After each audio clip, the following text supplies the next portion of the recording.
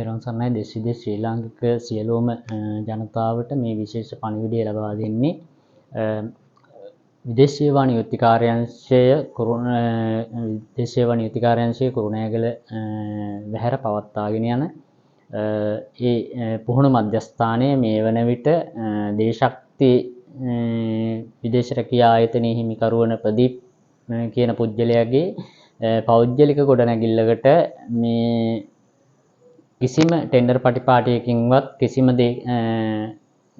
ක්‍රමවේදයක් නැතිව එතන ඒ දිස්ත්‍රික් කළමනාකාරතුමිය වශයෙන් කටයුතු කරන තැනැත්තිය සහ මේ දැන් ඒ තැනැත්තිය දිස්ත්‍රික් කළමනාකාරණිය මීට කලිනුත් නුවර ඒ විදේශ රැකියා ආයතනය පුහුණු මධ්‍යස්ථානයක් වසන්න කටයුතු කරපු බොහෝ මා හිතන්නේ වංචා සිද්ධ කරන තැනැත්තියක් මේ විදේශයේ නියුක්ති කාර්යාංශයේ ඉඳගෙන මේ විශාල මුදල් ගණදෙනු මේ යටින් සිද්ධ වෙනවා. එතකොට මේ දේශක්ති ලංකා විදේශ රැකියා ආයතනයේ ඒජන්සියේ හිමිකරු තමයි ප්‍රදීප් කියන පුද්ගලයා. ඊළඟට තියෙනවා ග්‍රීන් වේ ඒජන්සි මාතා. මේ සියලු ඒජන්සි සමග මේ කළමනාකාරීත්වයට ඕන දෙයක් කරන්න පුළුවන්. ඒක නිසා තමන්ගේ බලය අයිතු ලෙස යොදා ගනිමින් වසර 19ක් පවත්වාගෙන ගියේ කුරුණෑගල වැහැර පවත්වාගෙන යන පුහුණු මධ්‍යස්ථානයේ මේ වෙන විට කුරුණෑගල ටවුන් එකේ ඩයලොග් ආයතනයේ ගොඩනැගිල්ලට ඉඩ පහසුකම් තියෙනවා කියලා මේ එතකොට ඒ වර්ගාඩි ප්‍රමාණයක් තියෙන්න ඕනේ කියලා ඉවරලා විදේශ සේවා නියුක්තිකාරයන් බත්තර මුල්ල ශාඛා මේ මූලස්ථානින් අද මට දැනුවත් කරා. ඒකේ හඬපට ඔබලට අහන්න ලැබේ.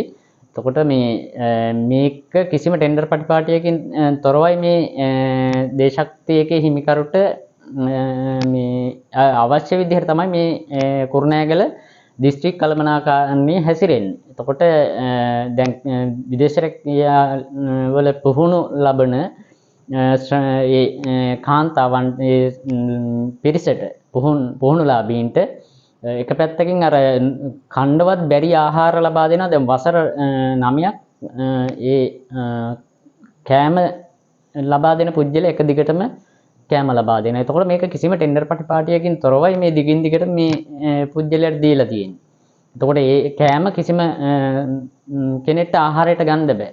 එතකොට මේ සාමාන්‍ය වතුරයි බතුයි වගේ තමයි එතන ඒ කෑම ටික ලබා දෙන්නේ. එතකොට මේ ඔහු මේ කෑම ලබා දෙන පුජ්‍යලයා දැන් ආයුර්වේද කුරුණෑගල ආයුර්වේද දෙපාර්තමේන්තුවට මේ මධ්‍යස්ථානයට කෑම දෙනවා කියලා තොරතුරු ලැබිලා තියෙනවා.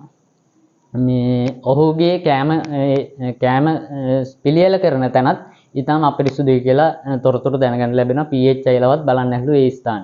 එතකොට මේ විශේෂයෙන්ම සඳහන් කරන්නට ඕනේ දැන් කුරුණෑගල පුහුණු මධ්‍යස්ථානයේ මේ වන විට ඒ ඩයලොග් ආයතනයේ ගොඩනැගිල්ලට බඩු බාහිර ආදිය රැගෙන යමින් ඉන්නේ. එතකොට මේ සම්බන්ධයෙන් විදේශ සේවා නියුක්ති කාර්යාංශය දැනුවත් කරා. අල්ලස් කොමිසමට අපි පැමිණිල්ලක් බාර දුන්නා.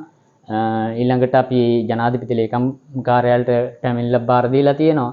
මේ සම්බන්ධයෙන් විජිත හේරත් වත් මේ සම්බන්ධයෙන් තොරතුරු හොයලා බලන්න නැති තත්ත්වයක් පැහැදිලි වන්නේ. ඒක නිසා මේ වීඩියෝ පුළුවන් තරම් වෛරල් කරන්න, සමාජය දැනුවත් කරන්න. මේ කුරුණෑගල දේශක්ති ලංකා ආයතනයේ ඒජන්සියේ හිමිකරු ප්‍රදීප් සහ දිස්ත්‍රික් කළමනාකරු විදේශ සේවා නියුක්ති කාර්යාංශයේ දිස්ත්‍රික් කළමනාකාරණිය වශයෙන් කටයුතු කරන ඒ තැනැත්තිය මට තොරතුරු දැනගන්න ලැබිලා තියෙන්නේ නම වශයෙන් නිලෝමි කියලා.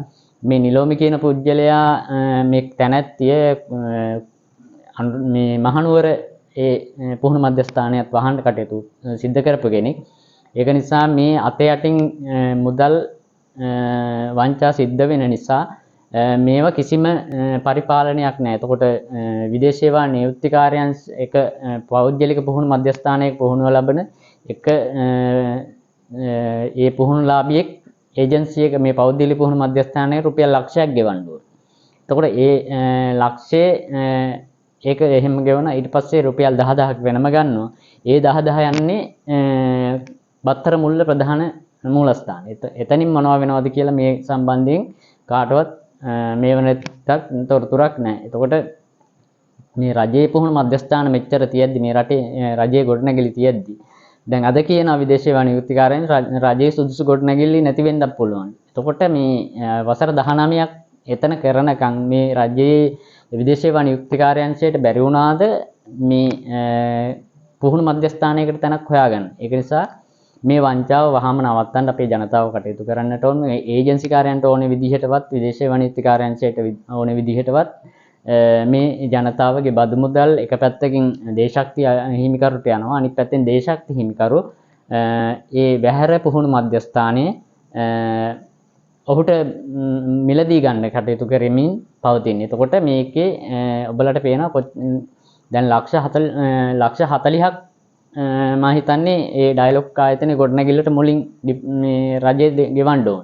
එතකොට මේ 40න් කාටද මේ කොමිෂන් එක යන්නේ කියලා රටේ ජනතාවට තේරුම් ගන්නට ඕන. එහෙනම් තේරුම් සරණයි මේක පුළුවන් තරම් සමාජගත කරන්න. මේක ඉතා බැරෑරුම් කටයුත්තක්, ඒ වගේම මේක බැරෑරුම් වංචාවක් මේ සමාජයට සිද්ධ කරන.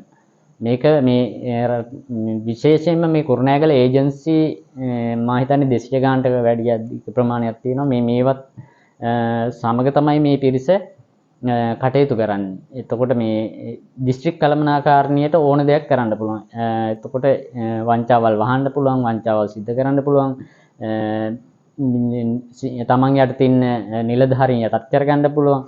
මේ සියල්ලක්ම කරගෙන තමයි මේ දැන් මේ 4 වෙනිදා වෙනකොට, මේ 4 වෙනි මාසේ 2 වෙනිදා වෙනකොට ඒ ගොඩනැගිල්ලට යන්න සූදානම් කරමින් පවතින. ඒක නිසා මේක සමාජගත කරලා විදේශීය වනියුක්තිකාරයන්ගේ සභාපති කෝසලටත් මේ පණිවිඩය දැනගන්න. විදේශීය වනියුක්තිකාරයන්ගේ අනිත් නිලධාරීන්, ළඟ දිස්ත්‍රික් පළාත් නිලධාරීන්, විදේශීය රැකියා අමාත්‍යාංශය, විජිත හේරත් මේ සමස්ත ජනතාවටම දැනගන්න මේ පණිවිඩය සමාජගත කරන්න කියලා විශේෂයෙන්ම ජනතාවගෙන් ඉල්ලනවා. ත්වන් සරණයි.